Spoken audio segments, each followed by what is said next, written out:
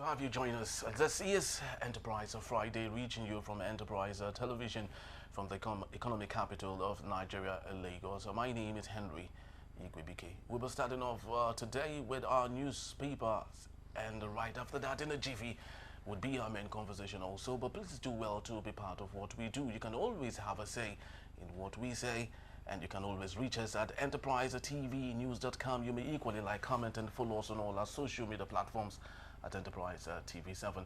We're so very honored to have with us right here in our studios Barrister Evans Ofeli, a barrister, law, public affairs analyst. Good morning to you, Barrister, and welcome. Good morning. Thank you. Thank you so very much. All right, so let's start off today with the first daily on our desk, and it's the Punch newspaper. We have so many interesting stories here, but let's just get straight to our talking point for today. And on the top strip of that particular newspaper, foreign trips. Opposition slams TINUBU Shatima for wasteful spending. You can actually get that story on page 20 of the Punch newspaper. Barrister Vansofeli, let's go into some basic analysis here. And in 2023, the budget, titled the Budget of Renewed Hope, to 7.79 trillion. 8 billion naira was set aside for the travel expenses of the president and his vice. 2025 budget of restoration, 49 point something trillion naira. 11 billion naira was set aside for the president and his vice. Yes, exactly. So tell me, does this mean that our leaders, especially the president and the vice, of course, want to make good of that particular budget just to justify the fact that the budget has been set aside for their expenses? Well, a budget is a statement of intention. That you have such budget for their travels doesn't mean they must expend it. But it look like they are, hell-bent to make sure that that money is expended and even more. Because you ask yourself, what is the return on investment? Because budget is an investment. Budget is not just there for government spending. When you spend money in anticipation that there will be returns in value, okay? That the life of the people will change in the long run. When we budget money, we don't budget money just to spend, even though that is what it's meant for. We are supposed to see an improvement in the economy as you spend, improvement in education, improvement in every sector budgeted for, okay? So, but that of the president, we've not seen real practical return on investment, okay? So the president last year went to Saudi Arabia over 4 times, went to France over 6 times, no, France is predominantly our second Aso Rock right now. Yes, France is a frequent, recurring, yes. Now the president has gone to France again. He's been to so many countries, okay? But the economic benefits and the international trade and the collaboration, bilateral, multilateral, that we're supposed to see coming out from those, we've not seen that. The president only told us in August last year that 2 investors have come to sign. That's all. We've not heard anything. We don't know exactly the countries we are in partnership with. We don't know. Let's take power, for example. Electricity is a problem now. One would have thought that these travels should be geared towards, that direction to ensure that we get the right investment in power generation, distribution, so that we can have stability in that area for the economy to grow. But no, we're not seeing that. Okay, and the way the president and the vice president spend money, you would think that Nigeria is in a good place. You would think that Nigeria is not owning any country. But we're in debt. We are still borrowing.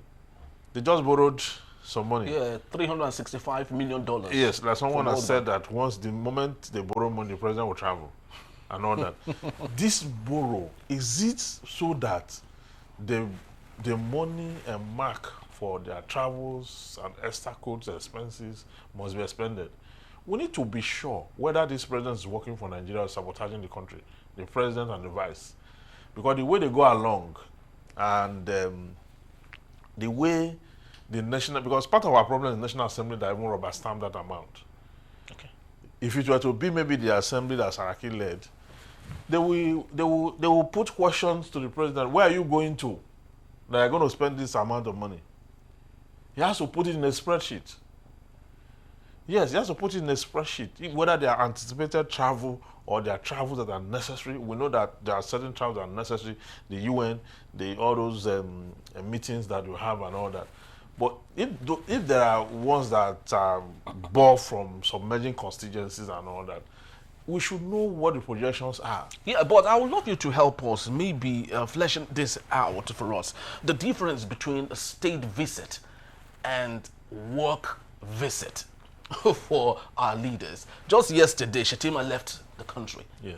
While TINUBU is still away. So right now, we do not know who is running the country for us now. Yeah. Now, both of them are saying they went for state visit. Shetima actually said he went for state visit.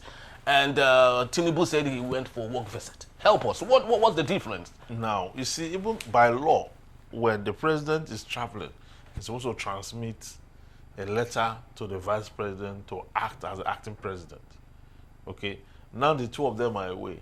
It shows the clan irresponsibility of these people. Okay? They are both away, doing what exactly? If their travels, you know, were profit-driven, were value-driven, that will bring value, we wouldn't mind that they are violating the Constitution to travel anyhow they like. But what is in this for Nigerians and the general population? Nothing. They just keep moving up and down. And at the end of the day, it's just to waste money, spend money recklessly, and you don't get the desired results. Presidents of countries in this time and age are thinking very seriously on how to improve the economy. Look at Trump. As prosperous as America is, he's levying tariff on everybody bringing anything into the U.S. all over the place, you know, exports, to ensure that the American economy becomes wealthier. They're not talking about wealth again. They're talking about, you know, they're taking it from the positive to the superlative. You understand? They're talking about more wealth, more creation, expanding the country. You know, that is what you should. Now, a country that wealth is doing that, let alone your country that is poor, where you have no healthcare, you have no economic fortune, you are not moving forward. You understand? And let us not be fooled. The issue going around now, you know, is going to impact heavily again on the people. Already, there is a deficit in lifestyle. Okay, every household, you know, people now borrow money to feed. Okay, when you get to that level, you know, it's like where the nation is too. Borrow money to pay salary. People borrow money to feed. That is negative. Nobody's talking about investment right now. Why you have the interest in those loans already collected skyrocketing. Okay, I think we're not thinking, this government is not planning enough. I see the lopsidedness. I see that they just want to, you know, spend 8 years and leave every other thing for the successive government coming. All right, so let's continue to hope and see how that works for us. On the bottom strip of the same newspaper, maximum tears. Lagos commuters groan as Independence Bridge closure bites harder.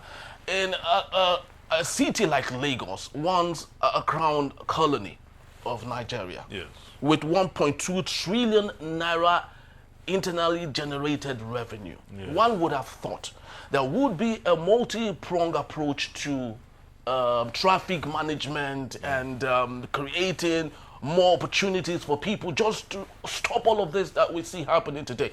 But here we have it. Governor Sanwo-Olu came and was saying that the Lagosians should stop going to the island for the next 2 weeks or 3 weeks. And one would wonder, is this how we can actually stay sustainable in 2025? That is malfeasance. You can't tell people to stop going to a location just because you are unable to manage traffic. You should take responsibility for your action. Now, during the Yuletide, the Salah break, we had practically 5 days. That was because it ran into a weekend, and because it ran into a weekend, you had to declare 2 days out into the weekday. and you had a weekend. So those whole days, the state government didn't deem it fit to make repairs or to do whatever it is they want to do. Those who went out on Wednesday, is it Wednesday or Tuesday? On Wednesday, we're in traffic for 9 hours, some of them, and all that. So it tells you that there is no plan whatsoever. This is the same state that have waterways. You could exploit those waterways. Your roads are overrun by population. We know that. So why don't you explore the waterways? Explore cable transport. Okay. The red line and the blue line that's supposed to be the alternative.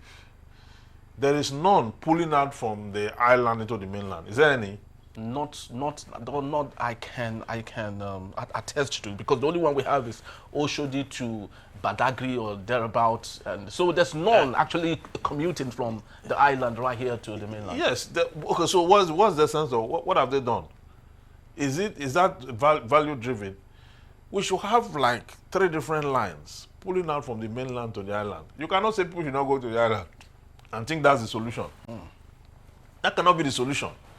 The solution is, as you have the 10 mainland bridge, there should be a line, okay, pulling out maybe from Oroshoki by the side of the bridge into, there may be one pulling out from Ikorodu through to Ozumbambadiwe.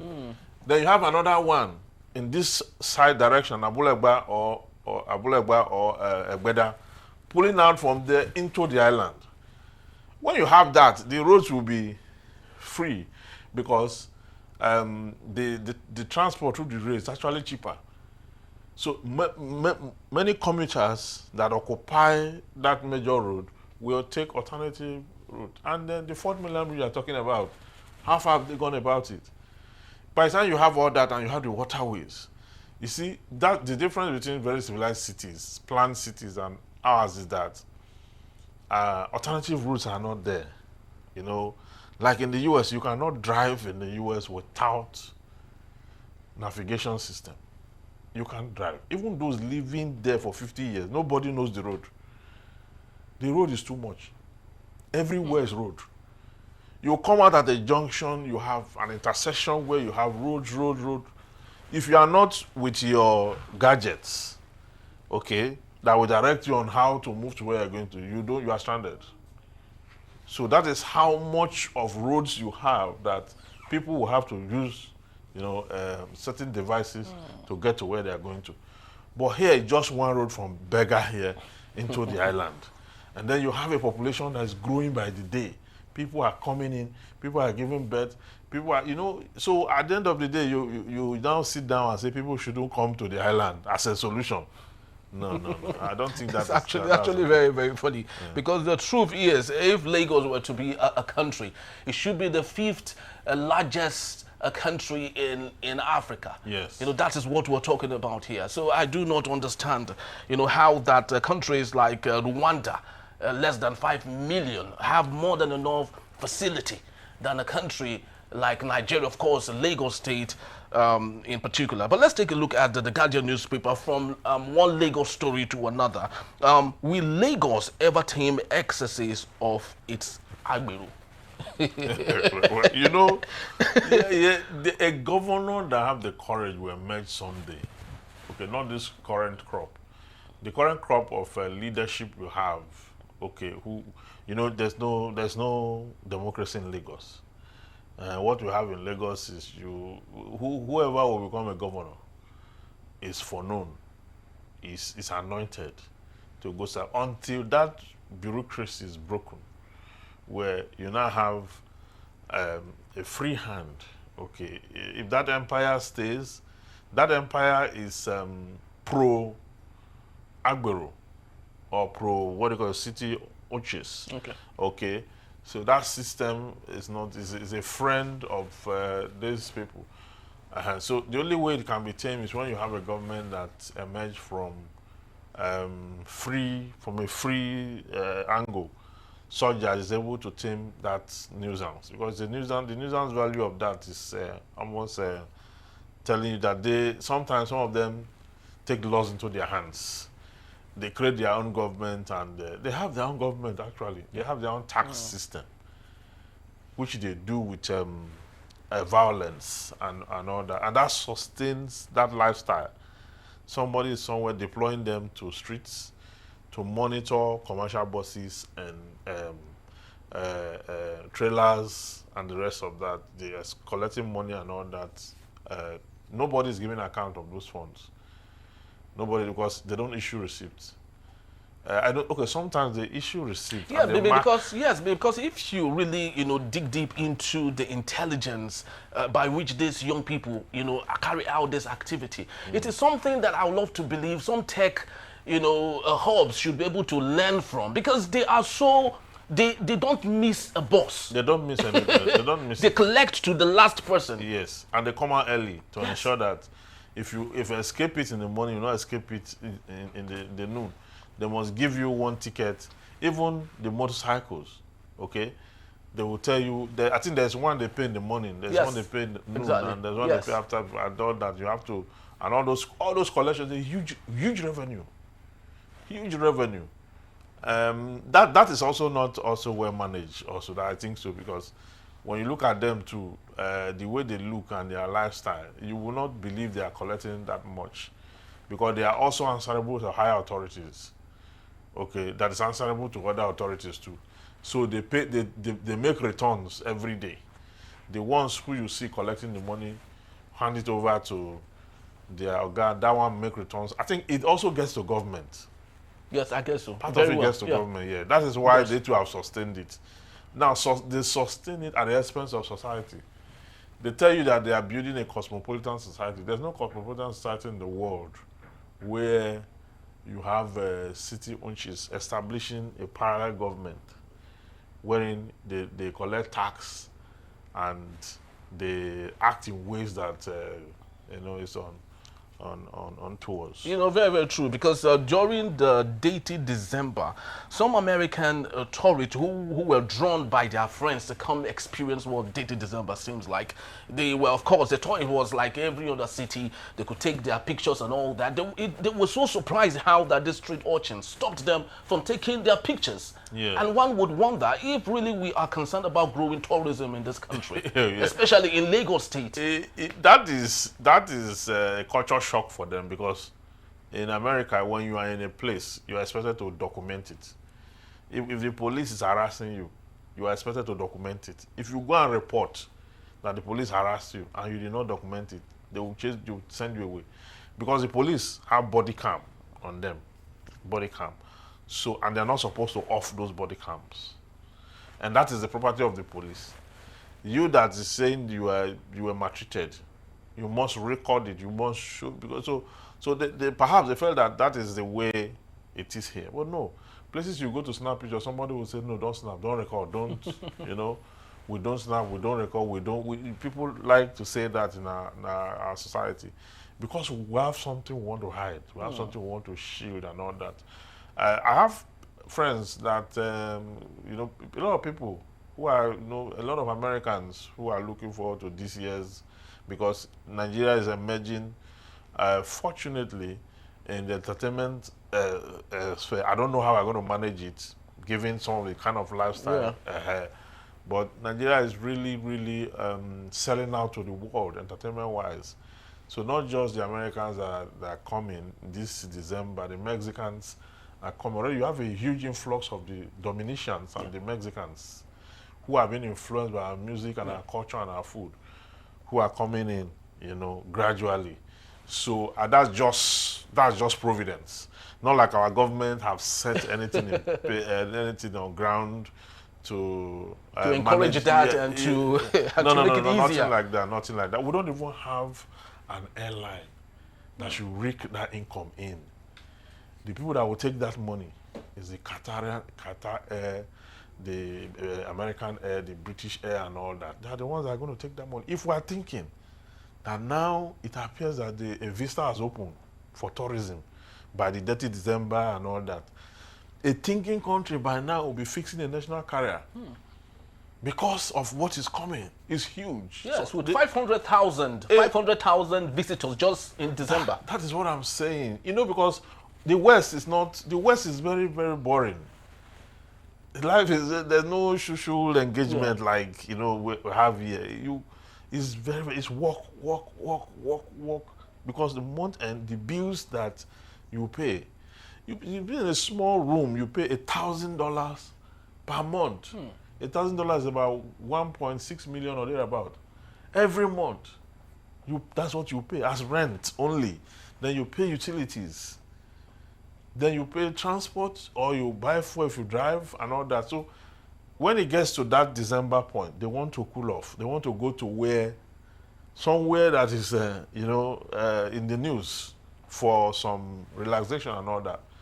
So I told one of my friends that this is the time to float an airline. Okay?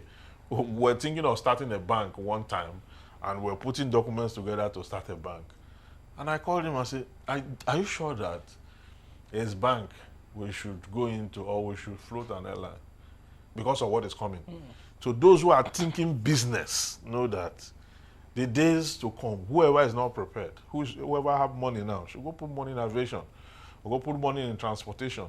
And when these people arrive, there are tourist guards. Exactly. People who should go and learn tourist or read something on that, begin to write, begin to position yourself, start up a company, have a website, advertise it to the world. Those who are coming will contact you, you take them around, get logistics. That is how to do business. That is how you think ahead. And people should be doing that right now, because Nigeria is already a